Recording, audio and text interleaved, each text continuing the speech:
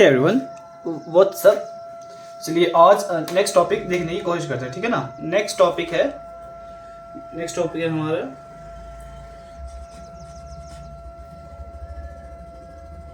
Glycogenolysis, ठीक है ना। ग्लाइकोजीनोलाइसिस बेसिकली जो हमने ग्लाइकोजन बनाया था अब उसको तोड़ना है बेसिकली, ठीक है ना। अगर बॉडी के अंदर हाइपोग्लाइसीमिया है या फिर कोई ऐसी कंडीशन है जहाँ पे ग्लूकोज की जरूरत पड़ेगी, ठीक है ना, जैसे कि मसल एनर्जी के लिए कहीं पे, तो वो देखना शुरू करते हैं। सबसे पहले कि ग्लाइकोजेनोलाइसिस मीनिंग क्या बना, इसका मीनिंग क्या बना, बेसिकली ग्लाइकोजन ब्रेकडाउन, ठीक है ना। ग्लाइकोजन को तोड़ना है बेसिकली पहले तो, ठीक है। दूसरा पॉइंट क्या है कि रिएक्शन कहाँ पर हो रही है बेसिकली, ठीक है ना। ग्लाइकोजेनोलाइसिस जितने भी प्रोसेस हैं बेसिकली ग्लाइकोजन के, वो दो जगह हो सकते हैं, या तो आइदर लिवर में या फिर मसल में, ठीक है ना। और साइटोप्लाज्मिकली मतलब कि ऑर्गेनल लेवल पे, मतलब सेल लेवल पे बेसिकली कहाँ पे होगा, साइटोप्लाज्म में, ठीक है, बिल्कुल। नेक्स्ट देखते हैं कि अच्छा ग्लाइकोजेनोलाइसिस में बेसिक क्या करना है हमें। देखो जैसे ग्लाइकोजन का स्ट्रक्चर हमें पता है, ठीक है ना, पता है बेसिक स्ट्रक्चर है ग्लाइकोजन का। तो इसमें बेसिकली जो इंपॉर्टेंट पॉइंट है वो क्या हो रहा है यहाँ पे ग्लाइकोजन का हमें बॉन्ड तोड़ने हैं बेसिकली। ग्लाइकोजन के बॉन्ड तोड़ने, कौन कौन से बॉन्ड तोड़ने, तो अल्फा 1,4 बॉन्ड, एक तो ये होता है, ये तोड़ना है, ठीक है ना। इसका हमें लिंक वो करवाना है, ब्रेकडाउन। और एक साथ में अल्फा 1,6 का ब्रेकडाउन करवाना है, मतलब वही सेम, ठीक है ना, ब्रेकडाउन करना है, ठीक है। तो अब रिएक्शन से शुरू करते हैं बेसिकली सबसे पहले, ठीक है ना। चलो दूसरे पेज से बताते हैं। तो रिएक्शन के लिए क्या करेंगे, रिएक्शन के लिए ऐसा करेंगे जैसे सबसे पहले बॉडी के अंदर ग्लाइकोजन बनेगा था, ये है ग्लाइकोजन, ठीक है ना, ग्लाइकोजन। अब ग्लाइकोजन में, ठीक है ना, इसका हमें क्या करना है कि हमें इसके सबसे पहले ग्लाइकोजन को जो हम बनाया था हमने क्या यूज करा था, अगर याद हो, ग्लाइकोजन को जो हमने बनाया था, एक सेकंड, हमने उसमें जो यूज करे थे, हमने एक्टिवेटेड ग्लूकोज यूज करे थे। क्या होता है एक्टिवेटेड ग्लूकोज का फॉर्मूला, यूडीपी ग्लूकोज, ठीक है ना, यूडीपी ग्लूकोज, ये बेसिकली ये यूज करते हैं। तो इनको तोड़ने के लिए हमें एंजाइम चाहिए, इनको निकालना है एक एक करके, तो हमारा ग्लाइकोजन का ब्रेकडाउन हो जाएगा। तो उसके लिए हम सबसे पहले क्या करेंगे, सबसे पहले एंजाइम हम लेंगे ग्लाइकोजन फॉस्फोराइलेज, ग्लाइकोजन फॉस्फोराइलेज लिया, ठीक है ना। ग्लाइकोजन फॉस्फोराइलेज लेने के बाद, अब एक सेकेंड, ग्लाइकोजन फॉस्फोराइलेज लिया।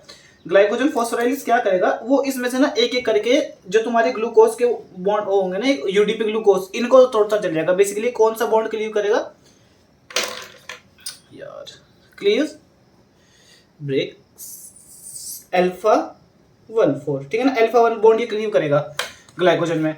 अब देखो ग्लाइकोजन में, जैसे ग्लाइकोजन का स्ट्रक्चर भी लेके चलता है। स्ट्रक्चर कैसा होता है ग्लाइकोजन का, कि ऐसे होता है ना, ये मॉलिक्यूल लगे हुए हैं और कहीं कहीं पर ब्रांचिंग है, ब्रांचिंग भी है, ठीक है ना, ब्रांच स्ट्रक्चर है ग्लाइकोजन का। तो उसके लिए हम क्या करेंगे, ग्लाइकोजन फॉस्फोराइलेज हमने एंजाइम लिया और उसने वो किस में कन्वर्ट कर दिया, लिमिट डेक्सट्रिंस।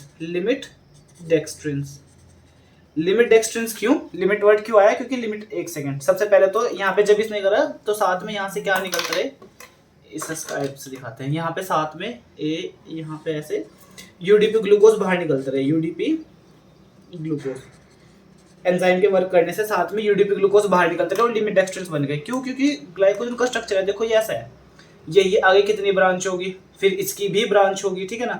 लेकिन अगर ग्लाइकोजन का बॉन्ड वो सिर्फ 1/4 तक ही तोड़ सकता है, तो उसने यहाँ तक तोड़ दिया। अब ये इतना तो ब्रांच स्ट्रक्चर बच गया ना, मतलब ब्रांच स्ट्रक्चर तो बचे लेकिन छोटे बचे, तो इसलिए हम इसको क्या बोलेंगे, लिमिट डेक्सट्रिंस, ठीक है। चलिए अब एक बात याद रखनी है लिमिट डेक्सट्रिंस के बाद, कि देखो लिमिट डेक्सट्रिन में जो है ना, अभी ये भी ब्रांच स्ट्रक्चर है लेकिन छोटे लेवल पे ब्रांच्ड है, इतने ज्यादा ब्रांचिंग नहीं है।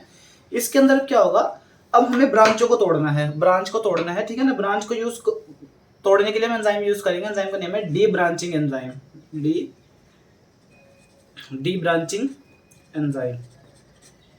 ठीक है ना, डी ब्रांचिंग एंजाइम। ये क्या करेगा, डी ब्रांचिंग एंजाइम क्या करेगा, आपका जितने भी ब्रांच होंगे ना 1,6 पे से 1,6 की ब्रांच तोड़ देगा, 1,6 की ब्रांचों को तोड़ेगा। और देखो एक सेकेंड, जैसे ये है, अब सोचो मैंने यहाँ से ये ब्रांच तोड़ दी, ये तोड़ दी, ऐसे तो बहुत सारे स्ट्रक्चर बच जाएंगे छोटे छोटे, है ना। हर चेन के लिए अलग एंजाइम चाहिए होगा, इतने एंजाइम बॉडी के अंदर नहीं है, लिमिटेड परसेंट है। तो उसके लिए क्या करेगा, तोड़ेगा भी और साथ में इनको यहाँ पे शिफ्ट कर देगा। जैसे जैसे ये चेन है ना, ये इसको ऐसे ही अगर यहाँ से उसने तोड़ा तो इस चेन को लाके यहाँ पे अटैच्ड कर देगा, फिर आगे मतलब एक पूरी की पूरी स्ट्रेट चेन बना देगा। क्या बना देगा यहाँ पे, स्ट्रेट चेन, ठीक है ना, स्ट्रेट चेन बन गई, ठीक है ना। बेसिकली अमाइलोज जैसी चेन बन गई, पूरी की पूरी सीधी चेन बन गई। अब सीधी चेन बन गई, अब फिर से इसको तोड़ने के लिए फिर से किसका रोल आएगा, इसका ही। स्ट्रेट चेन है ना पूरी की पूरी, फिर से ग्लाइकोजन फॉस्फोराइलेज, ठीक है ना। फिर से एंजाइम कौन सा, फॉस्फोराइलेज, फिर से फॉस्फोराइलेज एंजाइम ने वर्क करा। फॉस्फोराइलेज के वर्क करने के बाद इसमें से निकलने लग गया आपके ग्लूकोज 1 फॉस्फेट, ग्लूकोज 1 फॉस्फेट निकल गए, ठीक है ना।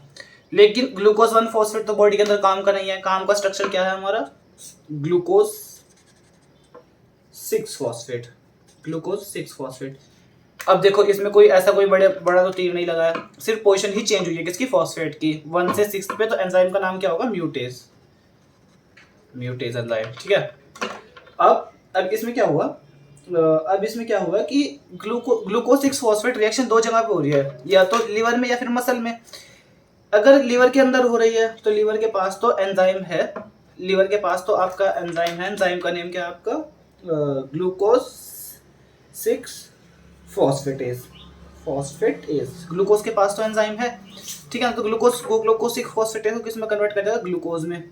और ये ग्लूकोज कहाँ चला जाएगा आपका, ब्लड में, और ब्लड में जाके क्या करेगा, ब्लड का ग्लूकोज लेवल इंक्रीज कर देगा, लेवल इंक्रीज इन ब्लड, ठीक है ना। इतना हो गया। लेकिन प्रॉब्लम कहाँ पर आएगी, मतलब प्रॉब्लम तो नहीं आएगी, बेसिकली थोड़ा पाथवे डिफरेंट कहाँ पर होगा, जब ये कहाँ पे जाएगा, मसल में।